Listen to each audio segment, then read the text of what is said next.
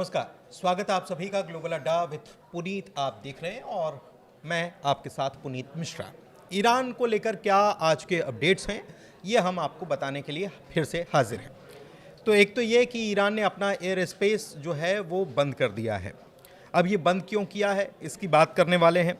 इसके अलावा नेतन्याहू जो हैं वो अमेरिका को चेतावनी दे रहे हैं, चेता रहे हैं कि भाई देख लो समझ लो वरना मुश्किल में पड़ जाएगी। और ईरान के पास क्या ताकत है, नेतन्याहू या अमेरिका को समझा रहे हैं अपनी बातों में अपने तरीक़े से। एक बात यह है, एक ईरान ने एक वीडियो जारी कर दिया है और उसमें क्या बताया है कि उसकी ताकत जो है अमेरिका की ताकत से कम नहीं है, बल्कि अमेरिका ने जो ताकत दिखाई थी उसी ताकत को उसने कैसे हासिल कर लिया है ये भी एक वीडियो के ज़रिए बताया गया है। एक चीज़ और है कि कुछ अमेरिकी जो विमान जो हैं C-117 जो हैं वो देखे गए हैं और उनका बहुत ज़्यादा मूवमेंट देखा गया है, उसके बारे में भी बात करने वाले हैं। रूस ईरान का जो दोस्त है उसने दोस्ती निभाई है, 2018-19 में भी निभाई थी, अभी भी निभाई है।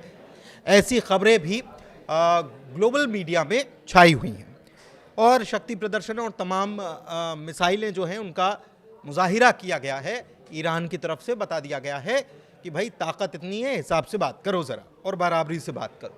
तो इन सभी खबरों पर आज हम बात करने वाले। मेरे सहयोगी मेरे साथ आनंद प्रजापति मौजूद हैं और उनके पास चलते हैं सबसे पहले सबसे बड़ी खबर को जानने के लिए। आनंद बताइए।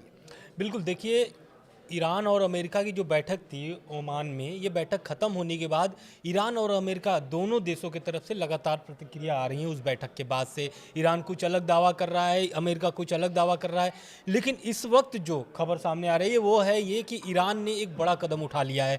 बड़ा कदम ये उठा लिया है कि मिसाइल लॉन्च करने के लिए सेंट्रल ईरान के ज़्यादा एयर स्पेस जो है वो बंद कर दिया है। अब कौन से मिसाइलें लॉन्च करने वाले हैं या प्रशिक्षण करने वाले हैं ये तो आने वाले समय में पता चलेगा, लेकिन एयर स्पेस बंद करना ये अपने आप में बहुत बड़ा खबर है, क्योंकि अगर ये खबर लगातार ऐसे 2 दिन तक आती रही तो कहीं ना कहीं ईरान जो है, क्योंकि अभी आपको पता है कि खुर्रम शहर 4 जो मिसाइल थी वो कहाँ पर तैनात कर दिए गए हैं, वो तैनात किए गए हैं मिसाइल सिटी के पास, और जो नए अंडरग्राउंड मिसाइल सिटी एयरबेस जो बनाया गया है उनके पास, वहाँ पर भी ये मिसाइलें तैनात कर दी गई हैं। लेकिन इस बीच एक और खबर जो सामने आ रही है वो ये आ रही है कि इजराइल की जो प्रधानमंत्री हैं बेंजामिन नेतन्याहू, उनका एक बयान आया है और ये बयान जो है वो डर का बयान भी कह सकते हैं, क्योंकि इजराइल के जो प्रधानमंत्री हैं, बिल्कुल सही, तो उनका जो बयान आया है ये सामने ये दिख रहा है कि इजराइल जो है इसमें डरा हुआ है। क्यों डरा हुआ है? क्योंकि उनके जो बयान से जो शब्दों का जो भंडार निकला है उसमें पहला तो यही निकला है कि ईरान ने जो अपने नए बनाए गए लंबी दूरी वाली बैलिस्टिक मिसाइल, कौन सी मिसाइल है? खुर्रम शहर 4, ये जो मिसाइल है ये इस्तेमाल हो सकता है। कहाँ पर इस्तेमाल हो सकता है? अमेरिका के वाशिंगटन डीसी और पूर्वी राज्यों में अमेरिका के, और यहाँ पर न्यूक्लियर हमला कर सकता है। कौन? ईरान कर सकता है, ऐसा बेंजामिन नेतन्याहू का दावा है। बिल्कुल। इसके बाद एक खबर और सामने आती है। खबर यह है कि ईरान ने एक वीडियो जारी कर दिया है, अभी एक नया वीडियो जारी किया है। इस वीडियो में मतलब एक चौंकाने वाली खबर हम बोल सकते हैं, क्योंकि जो 12 दिन का हमला हम लोग लगातार आपको हर वीडियो में बताते रहे हैं कि 12 दिन का हमला हुआ था, इसमें बहुत सारे नुकसान हुए हैं। कहाँ पर? न्यूक्लियर प्लांट्स को, जो ईरान के न्यूक्लियर प्लांट थे, नतांज हो या फिर इस्फहान हो, इन सभी जगहों पर नुकसान हुए थे। लेकिन नुकसान के साथ साथ फायदे भी हुए ईरान के। अब ईरान इस वीडियो के जरिए बता रहा है, बता ये रहा है कि जो उनके बंकर बस्टर बम थे वो गिरे हुए थे, कहां पर? उनके प्लांट पर, लेकिन वहां पर कुछ बम फटे नहीं थे। और उसका क्या है कि अब ईरान जो है रिवर्स इंजीनियरिंग की है। मतलब उसको रिवर्स इंजीनियरिंग का मतलब ये कि उसको खोल लिया, कैसे बनाया कैसे नहीं बनाया पूरा देख लिया और उस हिसाब से फिर उसको बना लिया गया, तैयार कर लिया गया। और बड़ी बात क्या है कि ईरान के विदेश मंत्री जो हैं उन्होंने इस खबर को कंफर्म कर दिया है कि हमारे पास जो आपके जो बम गिरे थे वो फटे नहीं थे, तो हमने जो नहीं फटने वाले बम थे उनको खोला, उनको चेक किया और अब हमने ऐसे बम बना लिए हैं जो फटेंगे भी सही। तो आप इस बात के लिए ख्याल रखिएगा। एक चेतावनी, ये मतलब ये ईरान जो है रोज़ाना अमेरिका को ये चौंकाने वाला काम कर रहा है, रोजाना ऐसी चीजें कर रहा है जो अमेरिका के लिए किसी हैरत से कम नहीं है कि ये कैसे ईरान के पास ये भी है, ये भी है, ये दिखाने की कोशिश। क्योंकि ईरान, देखिए अमेरिका लगातार बोल रहा है कि आप ईरान को, कि आप अगर नरमी नहीं बरतते हैं अपने बयानों में, क्योंकि जिस तरीके से कड़ी प्रतिक्रिया ईरान की तरफ से आ रहा है और अब ईरान की तरफ से इसकी पुष्टि जो कर दी गई है, इसमें एक और बात बताया गया है। इसमें यह बताया गया है कि B2GBU 57 बंकर बस्टर बम और टॉम हॉक मिसाइलें शामिल हैं और वो उनके कब्जे में हैं। मतलब इसका साफ है कि वो जो बम था वो फटा नहीं था और उसका वो रिवर्स इंजीनियरिंग करके ईरान ने इस बम को बना लिया है और ये भी देख लिया है कि इस बम को कैसे ऊपर ही नुकसान किया जाए, गिरने से पहले, ईरान की धरती पर गिरने से पहले इसको कैसे ऊपर ही नुकसान पहुंचा दिया जाए, इसके लिए भी तैयारी ईरान कर रहा होगा। क्योंकि अगर बम बना लिया है तो इसको नष्ट करने का भी एक सलूशन ईरान खोज रहा होगा।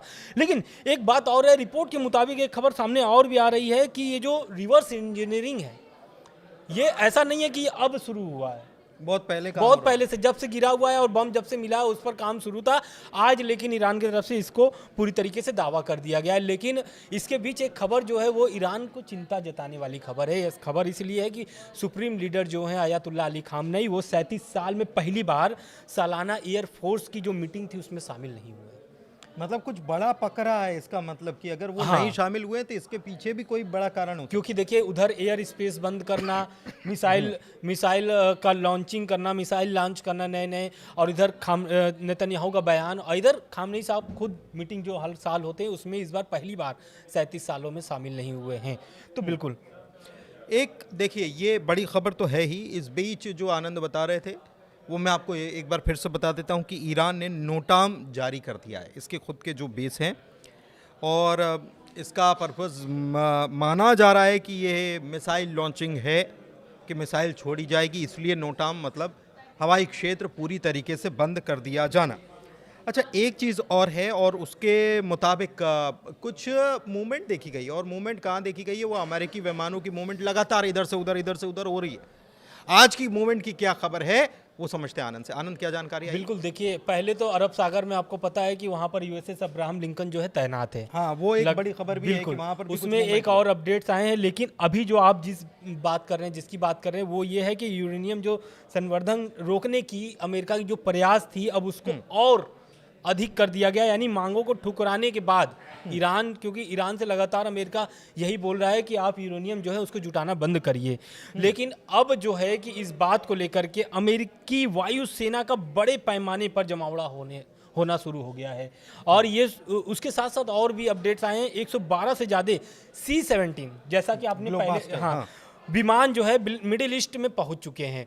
ये बहुत चिंताजनक विषय है, क्योंकि आपको पता है कि जब ईरान ने जो ड्रोन भेजे थे यूएसएस अब्राहम लिंकन की तरफ, वहां पर यूएसएस अब्राहम लिंकन से F-35 जेट विमान जो है उड़ करके उस ड्रोन को गिरा गया था। लेकिन जेट 35 है, F-35 उससे भी खतरनाक ये जो विमान पहुंचे हैं मिडिल ईस्ट में। ये बेसिकली ये क्या है, असलहा गोला बारूद से लदा हुआ विमान माना जाता है, और जो भी बैकिंग है या बैकअप है जो है ये इसी में होता है। बिल्कुल, इसलिए इसको बड़ा खतरनाक, या इसको आप समझ लीजिए कि पूरा का पूरा जंगी बेड़ा जो है इसके अंदर समा सकता है। ये हवा में चलने वाला है। जैसे आपने एयरक्राफ्ट कैरियर की अब्राहम लिंकन की बात की, वहां से भी कुछ खबर आई? बिल्कुल, वहां से एक खबर आई है, और ये खबर मतलब बहुत आश्चर्यजनक है, क्योंकि जो कि वहां पर तनाव लगातार बना हुआ है। लेकिन इस बीच खबर ये सामने आ रही है कि वहां पर स्टीव विटकॉफ पहुंच गए। अमेरिकी जो राजदूत हैं स्टीव विटकॉफ, वहां पर उनके पहुंचने की खबर सामने आ रही है। पहुंचे? बिल्कुल, दोनों लोग पहुंचे, लेकिन अभी ये स्पष्ट नहीं हो पाया अमेरिका की तरफ से। लेकिन खबरें, ये दावा सामने आ रही है, रिपोर्ट में ये बताया जा रहा है कुछ रिपोर्ट्स में कि जो अमेरिकी राजदूत हैं स्टीव विटकॉफ और उनके साथ वो कुशनर भी, दोनों लोग पहुंचे हुए हैं। कहां पर? यूएसएस अब्राहम लिंकन के पास। तो ये बहुत चिंताजनक विषय है, क्योंकि ट्रंप लगातार ईरान को धमकी दे रहे हैं कि अगर ईरान डील नहीं करता है तो इसका नुकसान ईरान को गंभीर नतीजे भुगतने होंगे। बेंजामिन नेतन्याहू वो 11 तारीख को, यानी कि 11 फरवरी इस बार पहुंच रहे हैं अमेरिका। तो इस बैठक के बीच ये खबर निकल के सामने आना कि Steve Witkoff USS Abraham Lincoln के पास पहुंच रहे हैं, तो कहीं ना कहीं ईरान जो है और एक दबाव की जो बात हो रही थी, लेकिन अब दबाव से भी आगे बढ़ करके अमेरिका जो है कि अपना चाल चलना शुरू कर दिया है। और स्टीव विटकॉफ वहां पे पहुंच के क्या करने वाले नहीं करने वाले ये तो ये एक बड़ी खबर है, लेकिन ये बहुत चौंकाने वाली खबर है। इसके अलावा बीते सालों में, जैसा कि हमने आपको पहले भी बताया, कल भी वीडियो में आपने देखा था कि रूस ने मदद की है और अभी भी मदद कर रहा है। ऐसी खबरें निकलकर सामने आ रही है। तमाम एजेंसीज जो हैं, तमाम इंटरनेशनल मीडिया जो है वो इस खबर को छाप चुका है। एक बात और है, और वो बड़ी ताकत की बात ईरान ने दिखाई है कि शक्ति प्रदर्शन किया, अमेरिका को चेतावनी दी है। कैसे?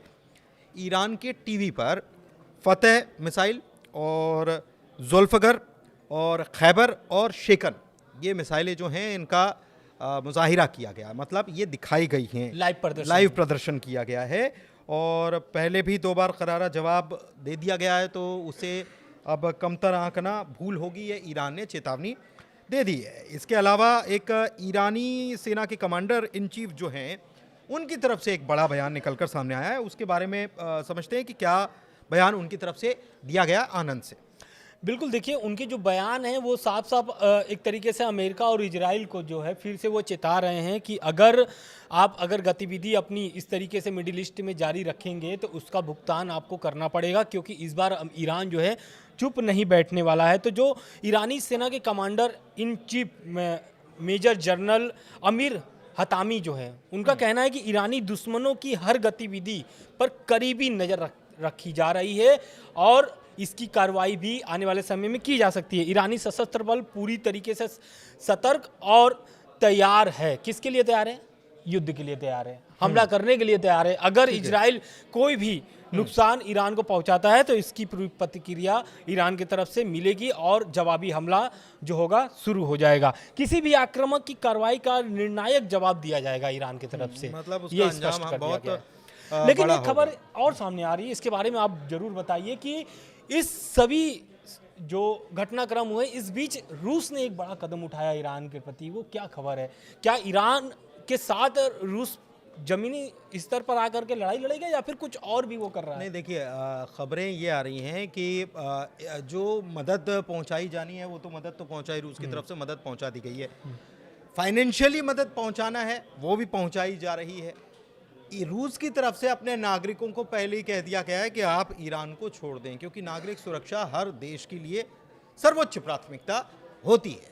इसके अलावा रूस से बीते वक्त में, मतलब ये जब आपको याद होगा वो 12 दिन का जो युद्ध हुआ था, उसके बाद रूस और चाइना से, दोनों से लगातार यहाँ पर विमान आए हैं और युद्ध सामग्री जो है वो यहाँ पर चुपचाप पहुंचा दी गई हैं। तो ये कुल मिलाकर अपडेट्स निकलकर बिल्कुल। एक खबर और है, खबर ये है कि वो थोड़ा अपडेट्स उसमें देना चाहता हूं, क्योंकि जिस तरीके से सुप्रीम लीडर जो है आयतुल्लाह अली खामनेई, उनका बयान आता है कि अगर ईरान पर अटैक होगा तो पूरे मिडिल ईस्ट में यानी कि रीजनल वॉर छिड़ जाएगी। अब इसके बाद, इस बयान के बाद अब ईरानी सांसदों का भी बयान सामने निकल करके सामने आ रहा है और वो कह रहे हैं कि एक भी हमला हुआ, यानी एक भी अटैक अगर ईरान पे होता है तो पूरे मिडिल ईस्ट में मिसाइलों से हमला किया जाएगा और इसमें अगर अमेरिकी बेस निशाने पे होते हैं तो लगभग 3000 से 4000 अमेरिकी जो सैनिक हैं वो मारे जा सकते हैं। इसलिए अमेरिका जो है वो अब सोच समझ करके कदम उठाए। हालांकि यूएसएस अब्राहम लिंकन के पास अब स्टीव विटकॉफ पहुंच रहे हैं। क्या अपडेट से वो आने वाले समय में दिया जाएगा, बिल्कुल बताइए। बिल्कुल, तो कुल मिलाकर वीडियो को यहीं समाप्त करते हैं। वीडियो कैसा लगा, जानकारी कैसी लगी, ज़रूर बताइएगा और ग्लोबल अड्डा को अपना प्यार देते रहिए। बहुत बहुत शुक्रिया। رئیس جمهور آمریکا رو هم به خاطر تلفات هم به خاطر خسارات